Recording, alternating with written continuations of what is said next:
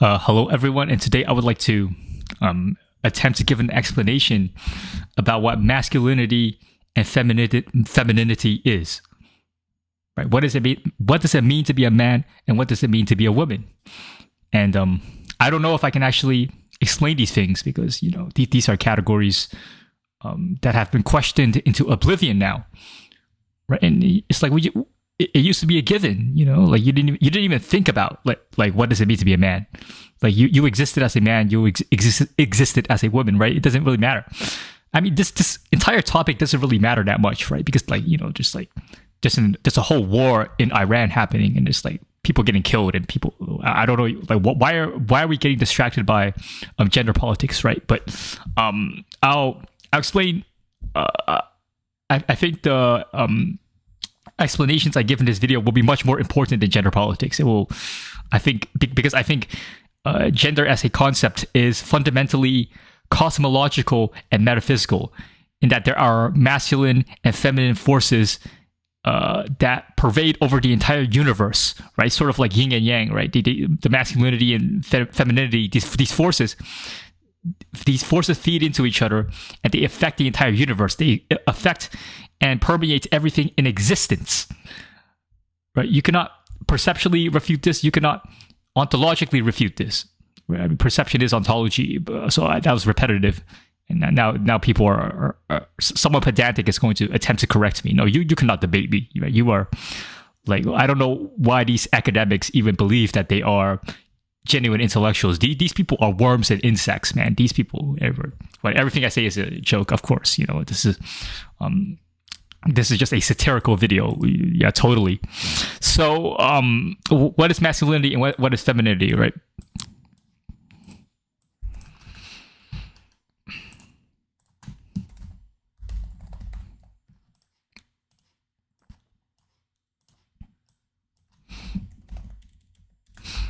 Well, there's different explanations for it, right? So the most obvious explanation that people generally talk about is a social definition of gender, right?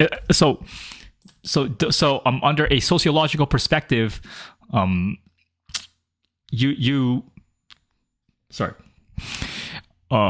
a sociological paradigm, masculinity and femininity are intersubjective concepts, or even subjective completely, right? But well, we can argue if intersubjective and subjective are the same thing. But the point is, right, these are social constructs, as the cliche goes, right? What does that mean? Social construct, blah, blah, blah, blah, blah, blah. It actually means absolutely nothing, right? It just means it's a habit, right? It's like people habitually believe this is masculine, people habitually believe this is feminine, and then people generally agree, right? General as in masculinity and femininity are like homeostatic property clusters, right? There's no perfect, Platonic form for masculine and feminine. They are like, there's, we can conceive of ideal images of what a man or woman is, but in reality, the lines are very blurry, right? Like, because, okay, figure out like the simple definition of masculinity, right? Okay, you can say strength, dominance, right?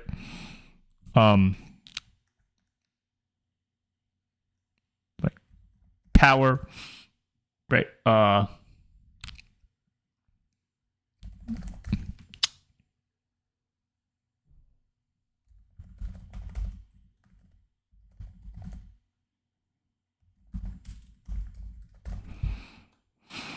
Right, think about, okay, so what exactly is a man? Okay, so the epitome of masculinity would be like someone who's very physically strong, and he's assertive, he's domineering, and in every competition, he's the victor, or at least he's competing to be the best. Right, so and then this can be like, this would physically be embodied in a man who is like very physically muscular, and also very energetic, right? Very assertive. But okay, so what happens if this man gets his knee injured? Okay, he's in a fight, and I don't know, he breaks his fist right? Then now he becomes weak. It doesn't matter how muscular or athletic you are. If your knee is injured and your fist is broken, like you're not the most dangerous man. I mean, I'm sorry, and especially after a fight, even Mike Tyson after a 12-round fight, like almost anyone could probably beat him if he's tired, right? If he's just bone tired after a fight, then even like if you're like a 4'11" woman, right, you probably beat his ass after a fight, right? Because he probably got a concussion, right? I mean, he's fighting another heavyweight, championship contender. Right? Dude's getting his face beaten, right? The dude's, I mean, yeah, he can do his peekaboo defense, right? He's can, bob and weave, move his head around. He's got to get punched, okay? He's going to, but yeah, he's got to knock the guy out. That doesn't matter, right? If he survives a 12-round fight, Mike Tyson, and he's fighting. I'm saying he's fighting someone his level. I'm not talking about he's fighting some tomato can, like some Uber driver who got 2 weeks to train. No, I'm just talking about he's fighting Evander Holyfield, right? He like Tyson. Mike Tyson got to fight Tyson Fury or like a real competitor, right?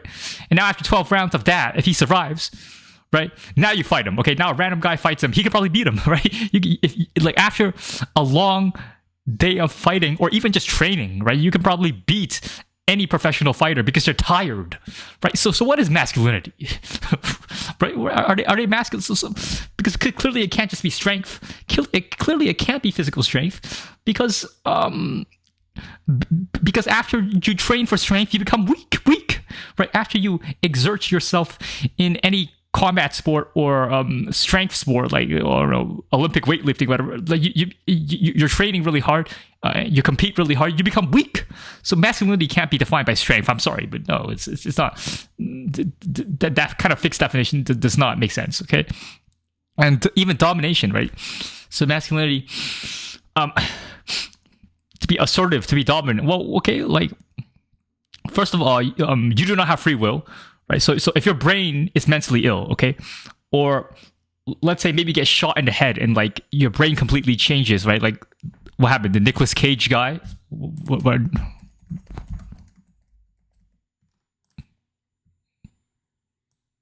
No, who's the guy who's?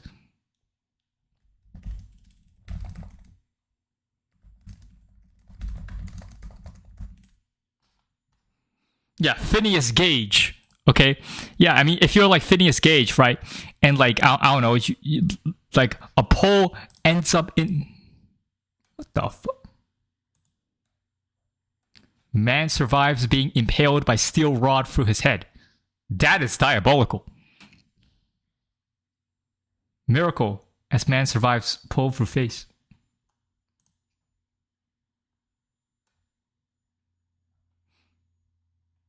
All right, so if you're like Phineas Gage, right, and I don't know, a pole falls into your skull, now your brain is completely altered, and so now you can't choose to be, the assertive masculine person, right? You can't choose to be dominant because your thoughts are going to be incoherent.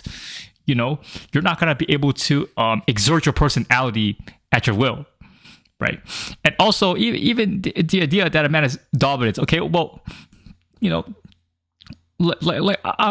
I assure you, after a long and stressful day at your job, okay, there's just no way you're gonna be domineering. There's no way you're gonna have the energy to exert yourself and be assertive. Like this is being so if masculinity is just being domineering in a social context, this is a terrible explanation. I mean, because the more like there's just no one who can be assertive 24/7. I've never seen this, right? And even being logical, being energetic. Not all of these are contingencies. None of these are necessary definitions. All of these are contingent, and depends on situation, right? And sorry, why is it so cold? I don't know. Strange air conditioning. Hold on.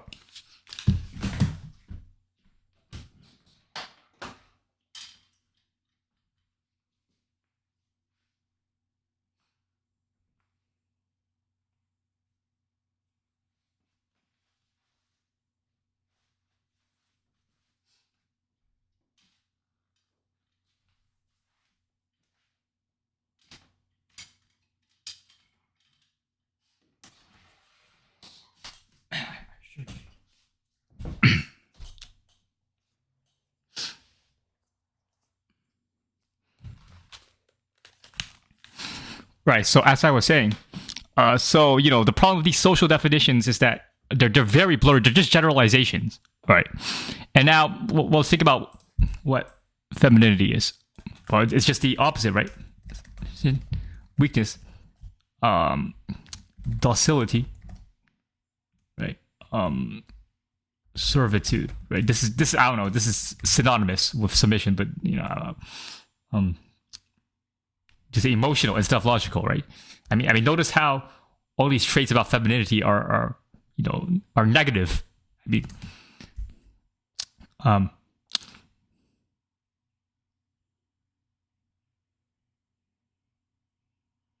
usually tranquil. I don't know, calm. Just right. So these are general. So these are social generalizations, and what these generalizations allow you to do, when interacting with people, is that you can make predictive models about how other people are going to behave before you even get to know them deeply, right? But the problem with the social definition is that society can completely change. Like, people can change their opinions about what a man or a woman should be, and people can even reject the categories entirely.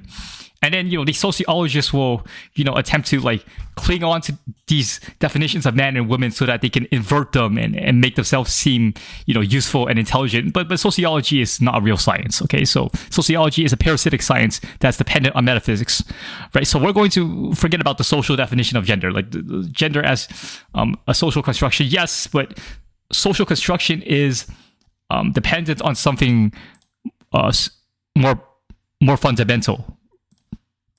Right, like, think about this is okay. So this is society, the human world, right? And so what causes there's something, and then there's the universe.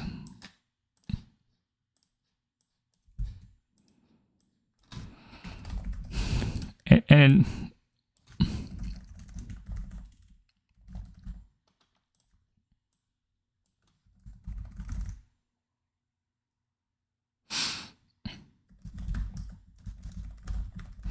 right, and so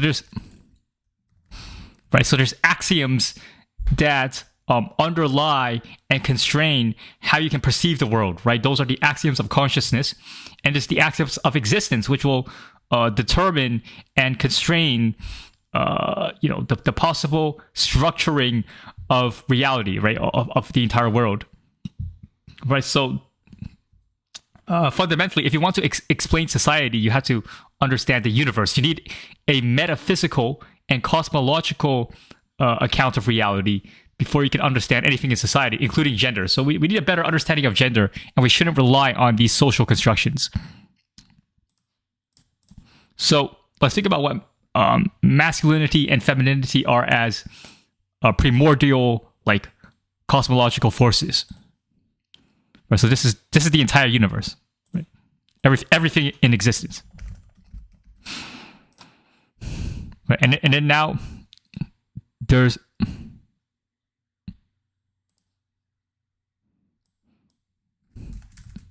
masculine forces here.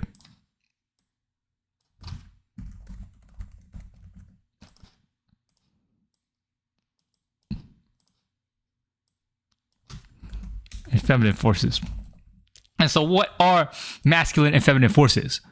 Well, they're actually very difficult to define because these are fictions, right? And, Jordan Peterson tries to explain how gender is actually a metaphysical and almost like a priori concept that we can't quite articulate with normal rationality. Like, he explains this kind of stuff in Maps of Meaning, where masculinity and femininity are almost like pre-conscious, ineffable concepts that only find concrete embodiments in particular archetypes and objects in reality.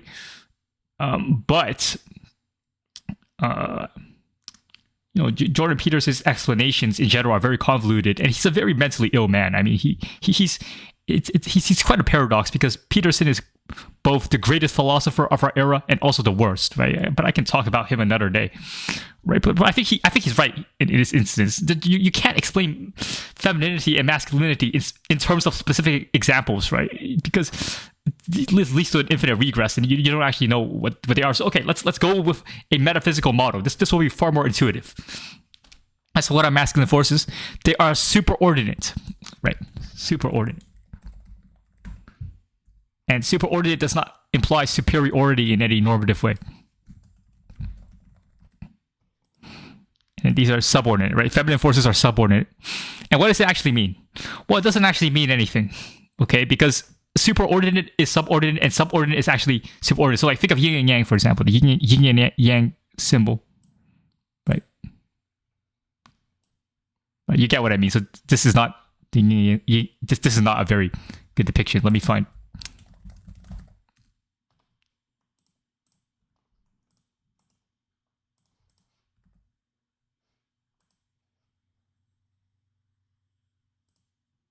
What? You can't even put... Okay, you get the point. You know what the yin and yang is, okay? So, notice how... So the white one, I think, is masculine, and the black one is feminine. But notice how the masculine yin also contains the feminine yang, and vice versa, right? So they're actually... So really, masculinity and femininity exist in a cosmic harmony, right? So they exist together, right? It shows how a category is always dependent on its opposite. Right, and this is very important because okay, this is something I actually have to explain. So category, this concept of category collapse. Okay, every category is dependent on, inseparable from, and therefore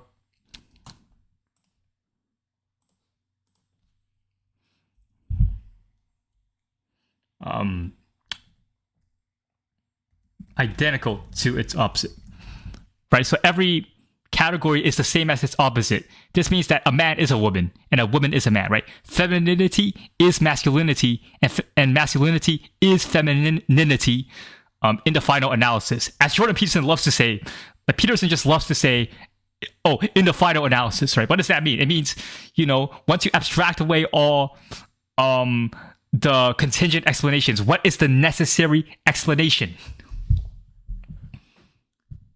Right.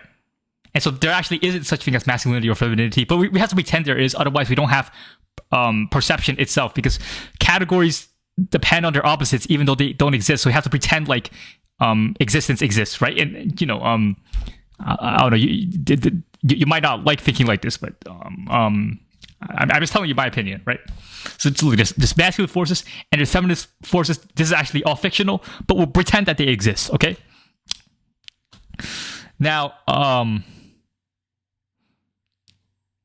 so with this very, general cosmological principle of masculinity and femininity, you have creation myths, and in almost every creation myth, there's typically like a male creator, like God, right? And then he creates order out of chaos, and that's why femininity is associated with chaos, the natural, primordial, indeterminate form of the universe before order. And then masculinity is associated with the ordering principle, which, makes a structure out of, the formless nature of the feminine, right? So, and it sounds incoherent because it is. And this is what Jordan Peterson tries to explain, right? Whether or not you like these mythological concepts, they are embedded in our subconscious, right? So you actually can't understand the universe without these fictions, right? Of masculinity, constructing reality out of nothingness, basically the nothingness of the void, right? And femininity being the void, yet it's also infinite potential, right? The void, nothingness, it's represented mythologically as infinite potential, and that is really a subconscious fundamental, which allows us to interpret how we create and recreate reality every single moment, right? And if that doesn't make sense, don't worry, because it doesn't really matter.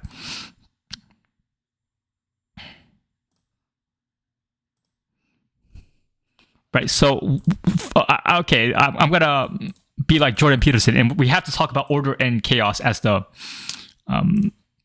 masculine and feminine forces, respectively. We have order, we have chaos. Okay, this is represented by masculinity.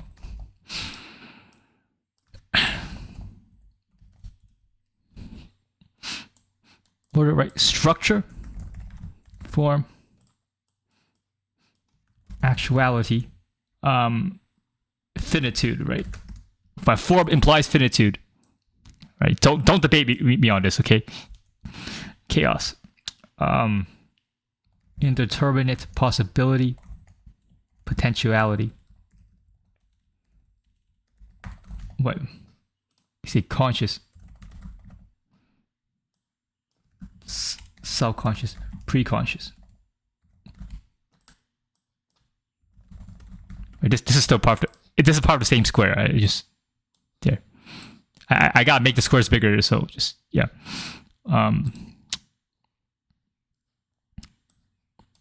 What else? What else for masculine? Right, rational. Okay, pre-rational.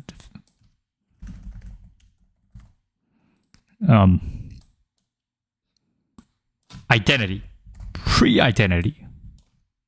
Right. Notice how this is all circular. Notice how the definition of order and chaos are completely circular, because there's actually no such thing as order. There's no such thing as chaos. These are completely, I wouldn't say arbitrary, but these concepts rely on each other, so they're actually identical and equivalent to each other. There's no actual. They're not different categories. They're the same thing, but our brain has to interpret them as different for us to make sense of reality and for us to engage in effective actions. Right. So this here. So this is the human brain, right? And it's supposedly a microcosm of the universe, right? And then our consciousness, the way we perceive the world, always exists at the border between order and chaos. And this is what Jordan Peterson tries to explain. Now, so what is the masculine principle? What is the feminine principle? Well, it seems that the universe begins by the feminine principle. Okay, masculinity is also creation. And see, it's the active force, right? See, passive. Recipient, right? Receptive. All right, sorry, I gotta blow my nose.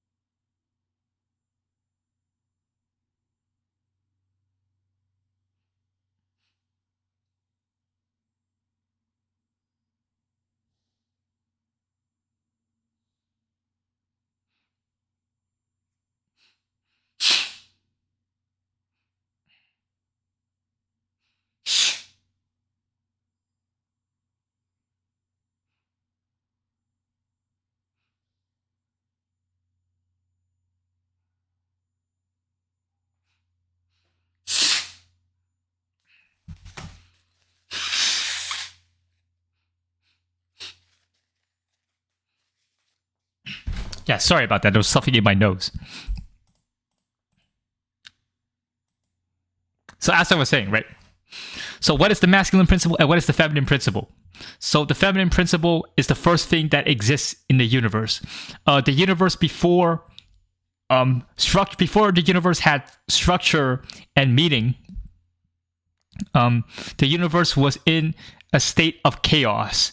And there was nothing, basically. There was nothing, but there was infinite potential. It's sort of like, sort of like an ocean, right? There's just like, you could say vibrations and oscillations, vacillations, right?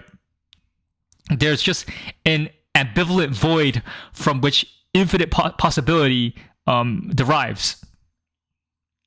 And so what the masculine principle does is that it says, well, let there be light. It says, okay, that the masculine principle creates structure, meaning, and order out of this infinite void of femininity, right? And the feminine receives, the command of the masculine, and that's what creates reality as we know it. Right, so think of, and this is analogous to every time you have a thought or any time you do anything. Right, before you have a thought, your brain is in like a state of ambivalence and indeterminate chaos, you could say. And why do you have a thought? How is the complicated and arbitrary swirling and interactions of neurons in your brain, right? How is all this intricate chaos in your brain, how does it become a structured, rational thought? How? Right? We actually, I don't know. Okay, but the way in which we experience cognition and the way we engage in choices and thoughts in the first place is analogous to this dichotomy between the masculine and the feminine. But it's not actually a dichotomy; it's a synergy. It's not, or like it's like some kind of symbiotic relationship, right? So it's very hard to explain what this is because like it's these concepts and the relations between them which are embodied in the archetypes and metaphors that we use to understand reality, right? And I've tried to explain them here. I can't explain them, right? And these ideas are all come from Jordan Peterson, especially his book Maps of Meaning. But the thing is, right, Jordan Peterson failed to explain any of his ideas, right? Because he was an incoherent mess and he's mentally ill. Now, I'm probably not any more coherent than him. I mean, I'm probably, but I don't pretend to be coherent, right? But the thing is, if Jordan Peterson couldn't explain these ideas, then neither can I. I don't think anyone can explain these ideas because these are the preconditions of understanding. The concept of masculinity and femininity is embedded in our biological cognition, right? So it's like trying to explain the preconditions for explanation. You can't, right? And to be fair to Jordan Peterson, he tried to do the impossible, right? He tried to explain these ideas in a logical way. I can't. I don't know how to do that. I don't think it's possible. He tried his best. He failed. Okay, I'm trying right now and I'm failing. Okay, because I don't know how to explain this. So, you have to deal with it, right? But yeah. So these are the this is basically the masculine and feminine forces in the universe, and we assume that the universe has order and chaos respectively and as a dichotomy, right? We assume that there's differentiation in the universe between order and chaos only because that is how our cognition must perceive the world. Our brain must perceive the world in the categories of order and chaos. Even though these concepts, if you just look into them, they're fictional. Like, what does it mean? What does order even mean? It means absolutely nothing. You can't explain this concept, right? Order just means it's understandable, right? Or like there's some kind of I don't know, resonance or symmetry in the existence, right?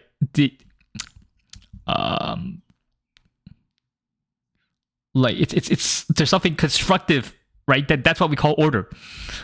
But how is it different from chaos? Well, chaos is a lack of order. Okay, so we can't explain what chaos is because we just explain chaos as the opposite of order, and we can't explain what order is. We just call it the opposite of chaos. So we don't actually know what order and chaos are.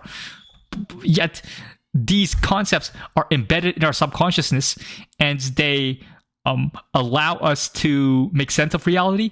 They allow us to form other concepts. So the concepts of chaos and order are sort of like the ineffable preconditions of every other concept, except we can't explain these concepts. We can't explain chaos and order. So it's like, so that's basically how our subconsciousness works, and I'm failing to find the words to explain it. In fact, if you want the best attempted explanation of these things, you should read Maps of Meaning by Jordan Peterson. I assure you that unless you're some kind of super genius, you're not going to understand it. Right? I read it. I read it, and I don't like. I tried my best to understand it, but it's like, yeah. So this is the foundations of our subconsciousness that we cannot understand. But I'm trying my best, right? So let's go. So what's next? Well, we have to explain why. I've explained the femininity and masculinity as metaphysical a priori axioms of existence. Okay, now we're going to explain society and human relations in particular, right? So there's the cosmos.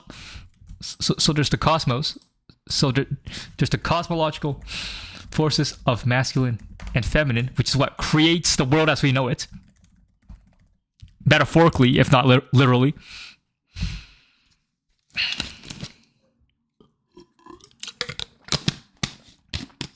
And because really, reality is perception. Like, we only know reality through perception, and we must perceive the world through gendered relations. At least insofar as we're human, right?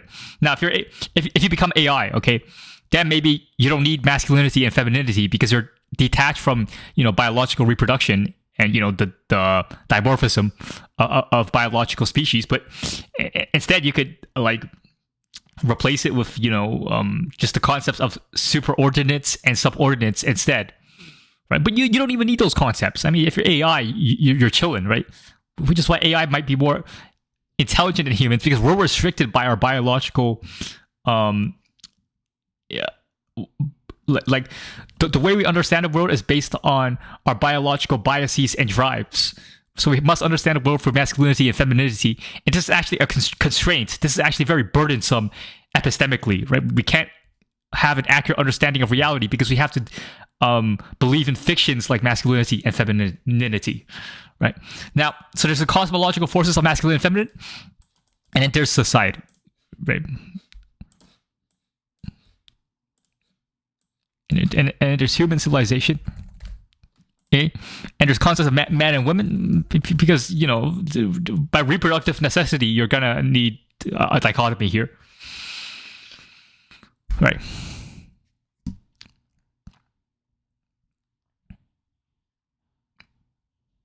And so every man and every woman in human civilization, right, has a brain, has a mind, and they must understand the world in terms of the cosmological, even divine, feminine and masculine, right? They need to understand the world for the pre-conscious feminine and masculine categories, which cannot be articulated rationally.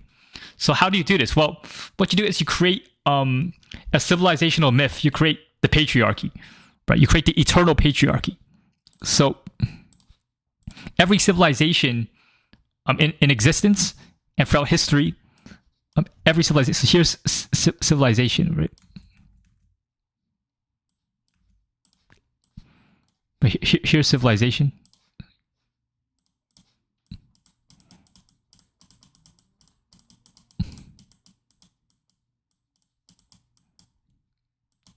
Right, and this is a house. Right. So this is civilization, and everyone needs to believe in. I just got to label this to make it very clear. And everyone has to believe in the eternal patriarchy, the eternal patriarch.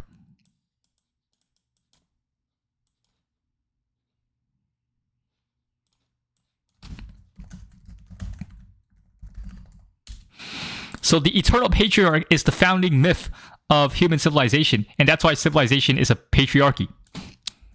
Right.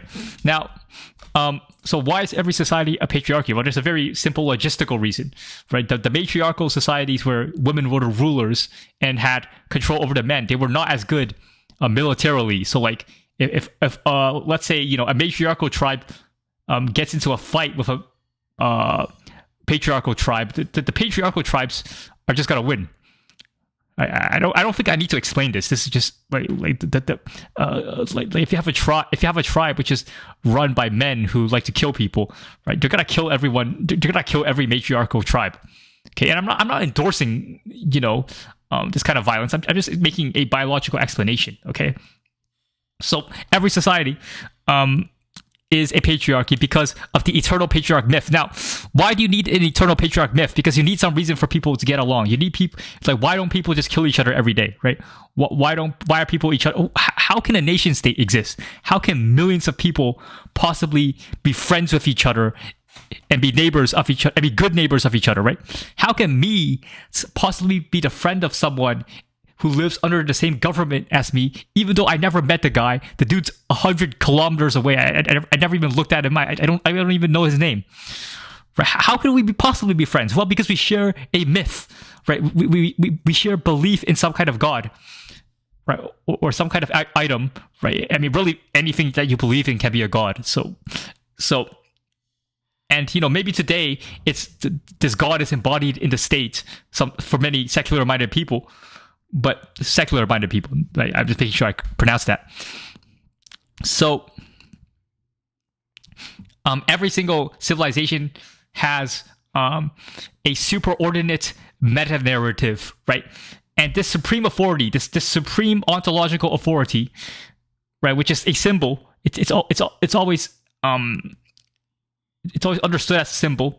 It's the eternal patriarch. It's always the patriarch for reasons I explained prior. Because a matriarchal society. There's really no matriarchal society. Like you could see, the Amazonian forest women, right? I don't know. Like, look, if any nations they want to obliterate them out of existence, they could. Okay, so these I don't think these like matriarchal tribes. I don't think even they're so delusional to think that they run the world. No, who runs the world? Okay, it's the patriarchal structures. Okay, for better or worse. Now, so look, everyone has to believe in the eternal patriarch. What is the eternal patriarch? Right?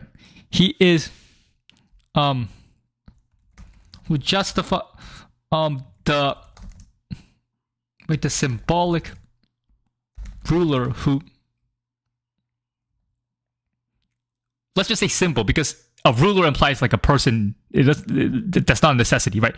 The symbol that justifies the civilizational patriarchy, right? This really has religious significance.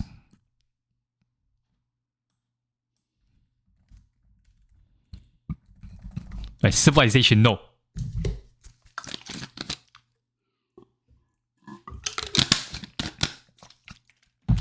Right, and there's also women in civilization, right? So,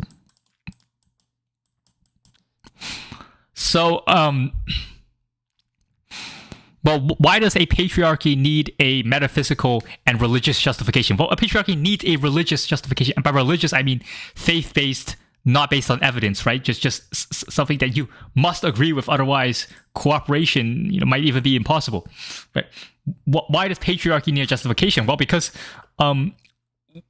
women are sort of arbitrarily restricted. Well, you can say it's not arbitrary, right? But because it's biologically necessary that women and men must have different roles in a society, right? You can make that argument.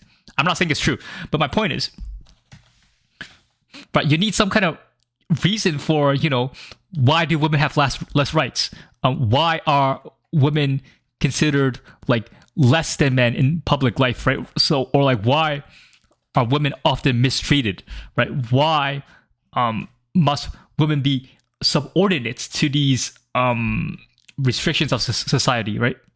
And you need to provide some kind of justification.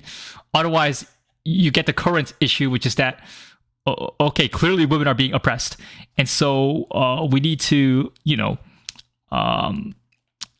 abolish the patriarchy. And we need to punish men. And so, the problem is the feminist movement is run by men. It's obviously a psyop by BlackRock and these Epstein elites, right?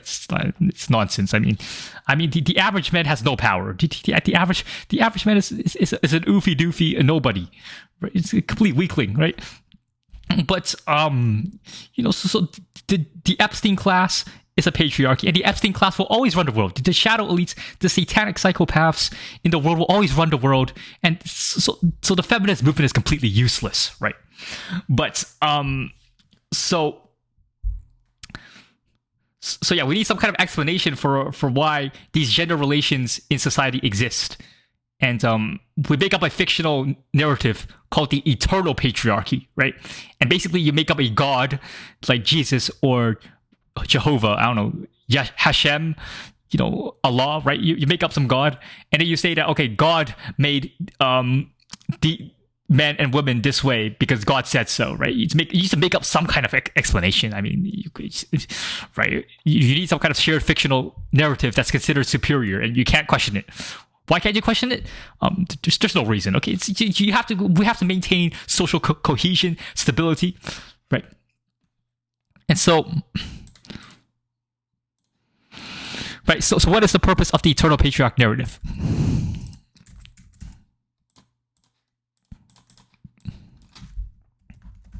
So here's the Eternal Patriarchy narrative.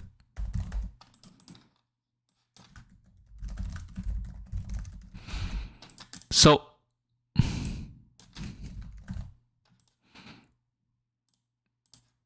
what does it do? Right? What does this do? It defends the gender relations in society, and defends encourages reproduction, right? And heterosexual relationships, right? Long term. And remember, long term is very important. Why is it an eternal patriarchal narrative, right? Because remember, God exists forever, and so therefore you must follow him forever. Your children must follow him forever. Your children's children must follow him forever. So this is an intergenerational. So you need to maintain society forever, right? You want your civilization to be eternal. So you have to make up an eternal patriarchal narrative. Okay? So you need to make up a god that exists forever. And then you need to say that there's an eternal patrilineage, right? An eternal patrilineage. The kingdom of heaven. Every society has this. But think about, or any like complex society, like think about European culture, right?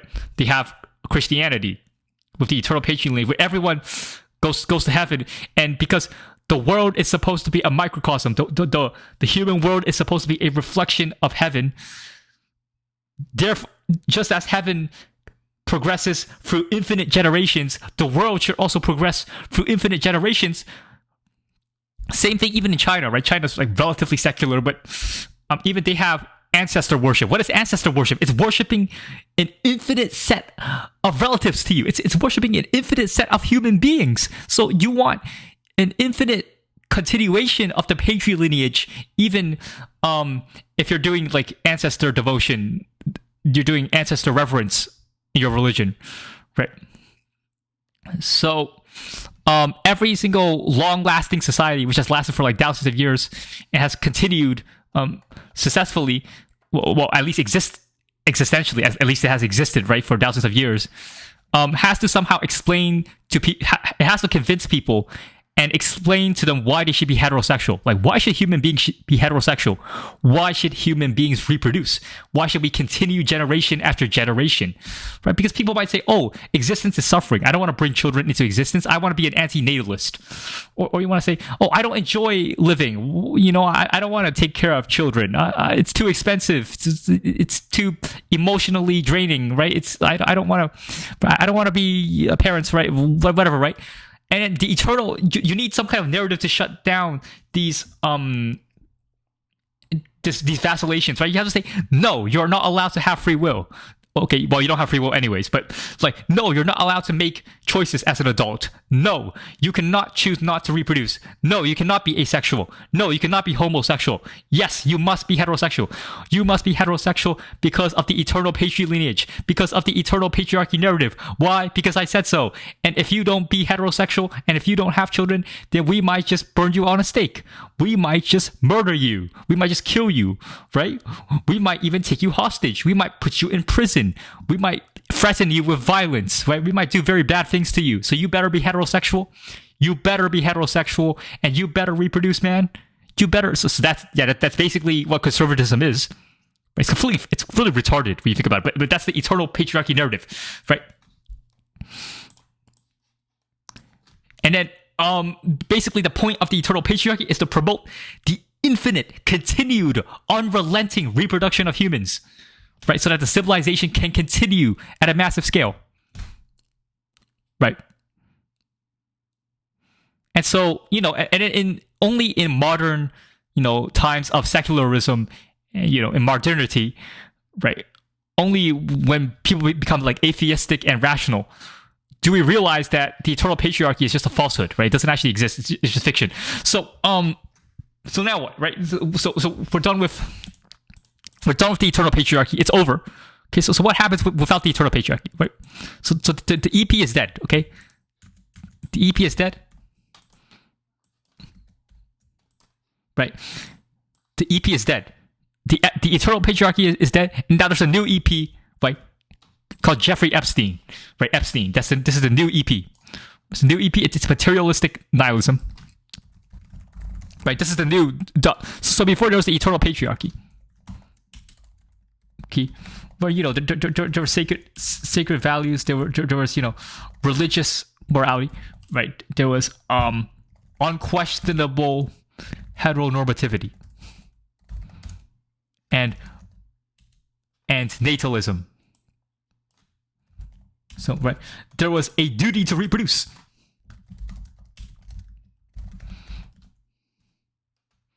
Okay, and now material nihilism just reduces to hedonism, right? So we're gonna put Epstein here. Epstein is the new god, right? Before it was Jesus, right? It's over now, right? This is like, we can't. Let's be real. The new god is Epstein, right? So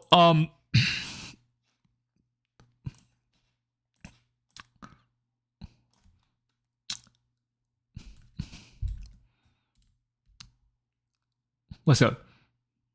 Sacred values. So no sacred values, right?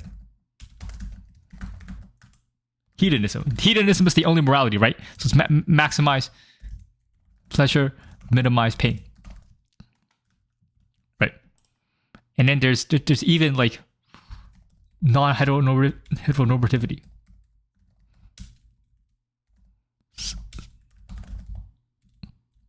And non-reproduction, infertility becomes a norm, right? So you're not reproducing anymore.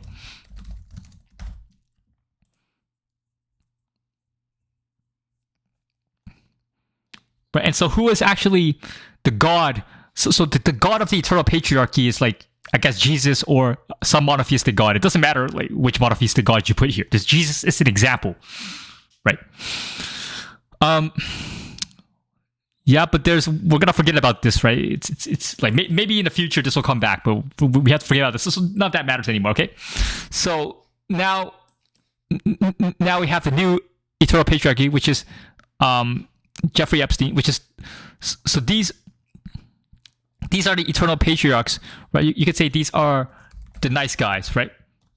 The eternal patriarch, like a society that worships Jesus. This is a society ran by the caricature and the energy of the nice guy. Now we have a society ran by the bad boys, right? The barbarians, right? The warlords. So civilization has collapsed because civilization requires heteronormativity and it requires sacred values to be maintained. Otherwise, if people don't reproduce and if people don't have sacred values, then how is there a civilization? There's no civilization. It doesn't exist. There's just every man for himself. There's just love of the jungle and hedonism, right? So a society without civilization is just it's warlordism basically. It's barbarism. It's got to be conquered by barbarians and warlords like Jeffrey Epstein, right? So this is the new world, and it seems like there's civilizational cycles, right?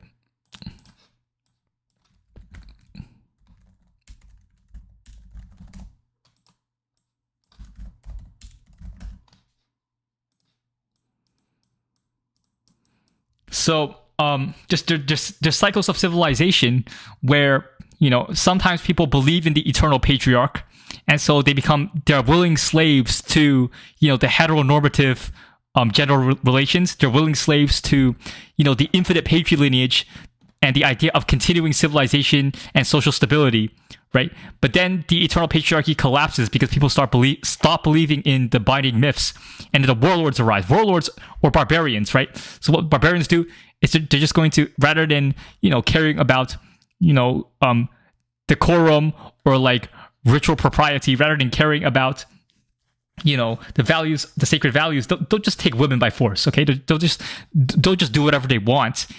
And then people will get sick and tired of this, and they'll return back to the eternal patriarchy. So basically, there's a sacred order, and then there's a chaotic order, you could say, or you could say like there's a moral order, and then there's an amoral order, right? And it just goes back and forth, right? And so we're in. I think we're in this stage here. Now look, so what actually happens in the new status quo, right? In the new materialistic world. Well, from the perspective of what happens to men, okay, men become eunuchs and amorphous blobs. Well, a lot of men, okay, because they are bureaucratized, right? So to be in a materialistic world, the bureaucracy is the ultimate religious authority. But what is the bureaucracy? It's the administrative system over the society. Okay, what do? They standardize and categorize everyone, until they have no personality, until they're just items on a spreadsheet or documented objects that they can arrange in whatever political system they want, right? So basically, men become slaves and they become weak. They actually basically aren't even masculine anymore. They don't have any valor. They're just complete pussies, and they become ugly and fat too. There's just many reasons why for that, but basically, they become wimps. Okay, because civilization has become relatively prosperous to some extent, and so men don't have to be men lack the primitive energies which allow them to build and conquer civilization in the first place. So they become weaklings, okay? They become weaklings. And women become sterile, infertile, and attracted to barbarians, right? In other words, what does barbarian mean, right? Basically means rapist, okay? So look, people will be pissed at me when I say this, okay? But why did the Me Too movement happen? Right?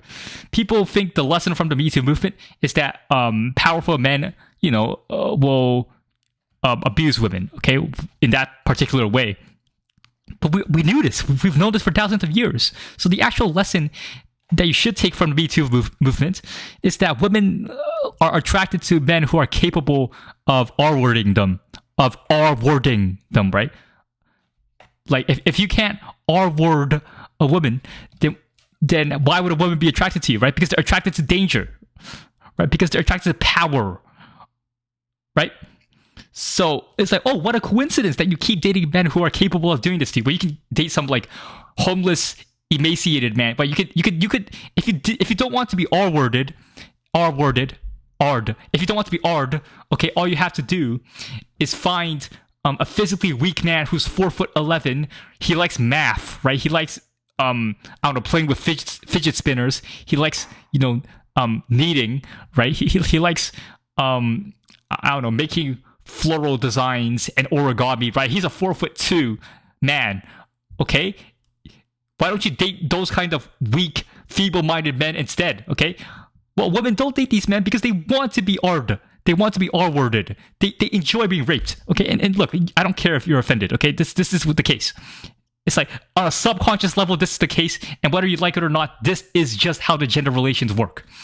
Okay, and I know gender is a fiction, but this is how it fucking works, okay? So, now look, right? Everything I say is comedy. Everything I say is satire, right? So, I mean, if we need to get rid of the pretense, okay? Let's be real, nigga. Like, let's be real, okay? So, Yeah, so because men cannot embody the kind of barbaric, primitive energies that women are actually attracted to anymore. Well, so let's forget about men because men don't exist anymore. Okay, so that's why. What kind of men do women actually want? Jeffrey Epstein, right? Jeffrey Epstein, and there's another kind, right, called Jeremy Meeks. Okay, right? He's exceptionally physically attractive, and a felon, right? A criminal. But we know. So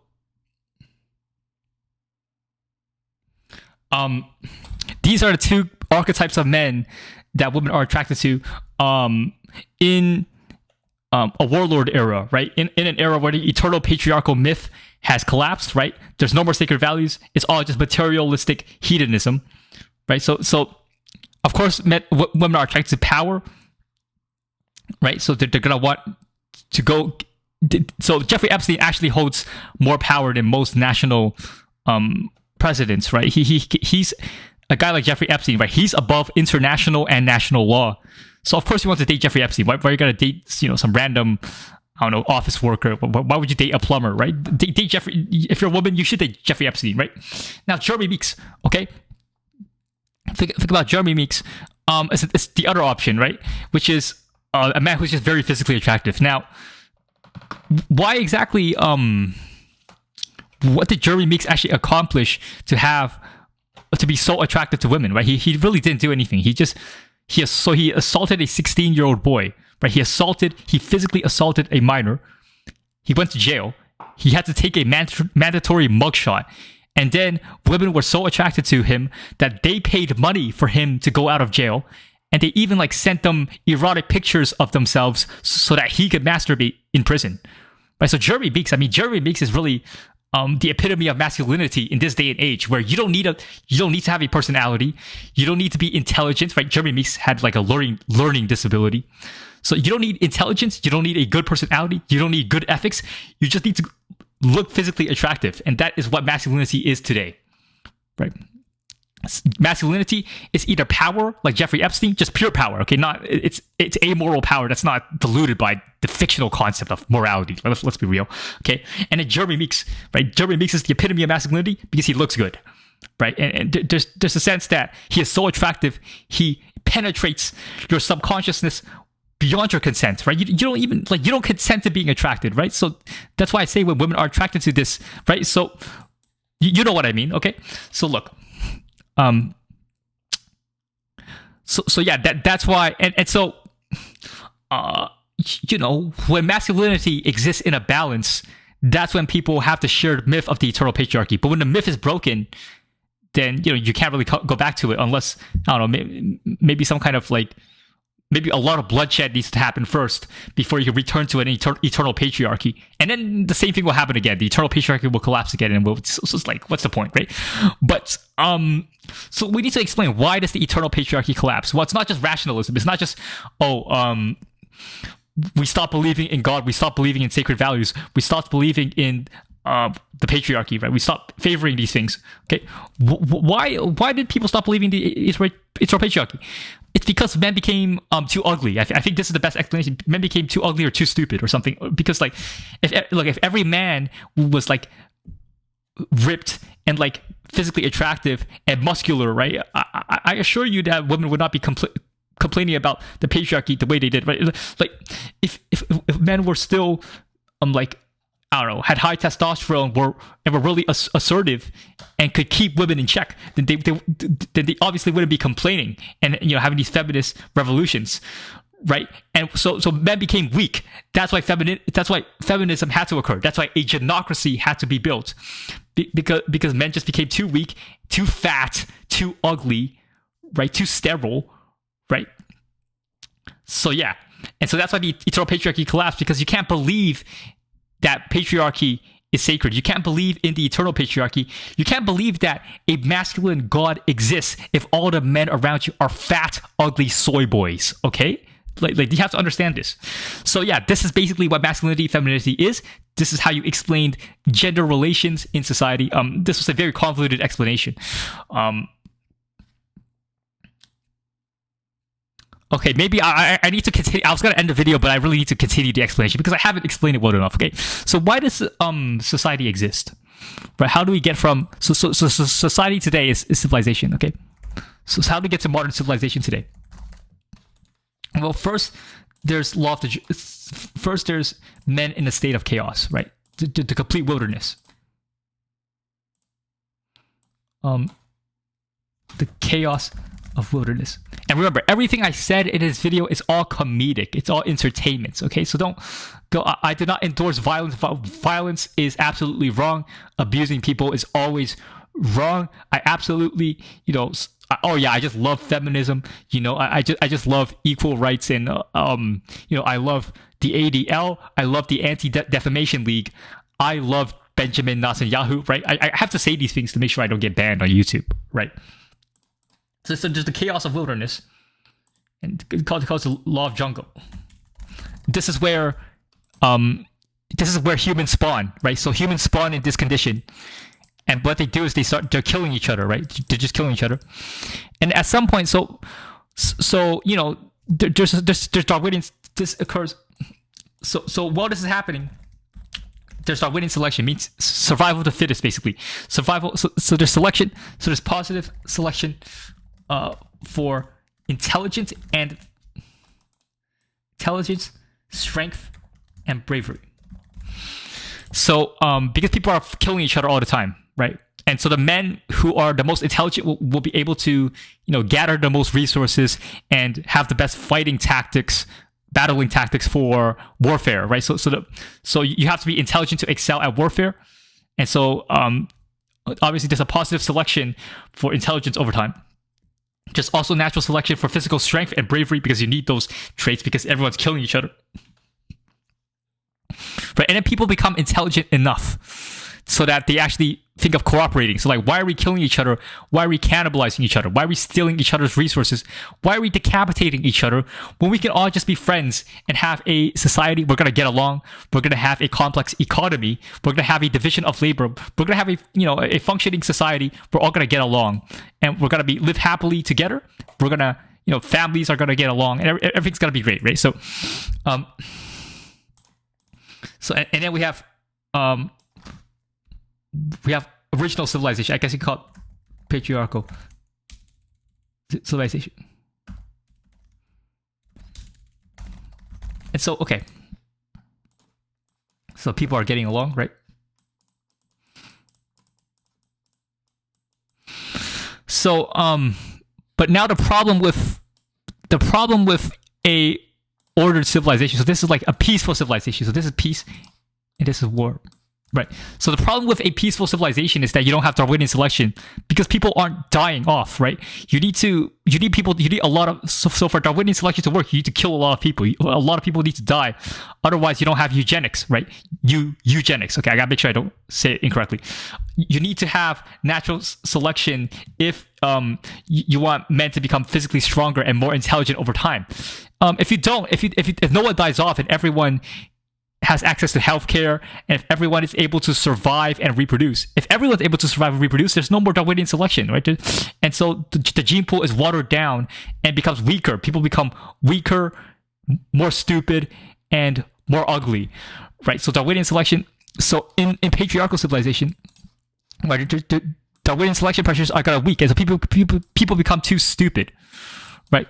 So now, because after the Industrial Revolution, right, rather than Darwinian selection, which is eugenics, you have the opposite, right, which is dysgenics. You have selection for